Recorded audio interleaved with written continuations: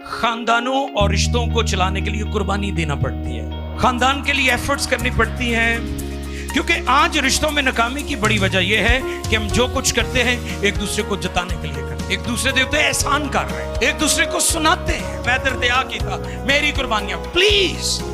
ऐसी बातें करके अपने रिश्तों को कमजोर ना करें, एक दूसरे को सर्व करें, एक दूसरे का ख्याल रखें। जरूरी नहीं कि मियां बीवी की मैं बात कर रहा हूं, सब रिश्ते जो हमारी लाइफ में हैं आप कभी एक दूसरे को ना जताएं, खुशी के साथ खानदान में मिलकर काम करें। यीशु मसीह से बातें